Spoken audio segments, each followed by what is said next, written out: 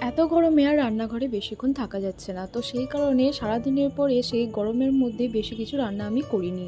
বাইরে যতই কাজ করি না কেন, ঘরে এসে রান্না করাটা কিন্তু আমাদের মেয়েদের ম্যান্ডেটরি কাজ হয়ে দাঁড়ায়। তো সেই কারণে রাত্রিরে বা দুপুরে কি খাবো এই চিন্তা ভাবনা করতে করতে আমার সারা দিনটা চলে যায়। যখন সকালের বেলাতে কিছু খেয়ে যাই, তো রাত্রিরে কি খাবো সেটা আগে থেকে ভেবে রাখতে হয়। কাঁচা আম খেতে আমার একদমই ভালো লাগে না, কিন্তু কাঁচা আমের ডাল খেতে কিন্তু আমার ভীষণই ভালো লাগে। আর আমটা যে এতটা টক হবে আমি কখনোই ভাবতে পারিনি। ডালটাতে কিন্তু আমটা দিয়েই গরমে খেতে কিন্তু ভীষণই ভালো হয়েছিল। যাই হোক, তোমাদের কার কার পছন্দ অবশ্যই জানি। এই গরমে আমাদের বাড়িতে প্রায় প্রতিদিনই টক ডালটা মা খুবই করতো, সেই কারণে সেই টক ডাল খেতে আমার ভীষণই ইচ্ছা করছিল। তো আজকে তাই তাড়াতাড়ি করে এসেই রান্নাঘরে অল্প একটু টক ডাল করেছিলাম, আর তার সাথে বাসমতি চালের গরম গরম ভাত, তার সাথে পাঁপড় ভেজে নিয়েছিলাম, আর সুন্দর করে আমার মনের মতো আমি আলু মেখেছিলাম।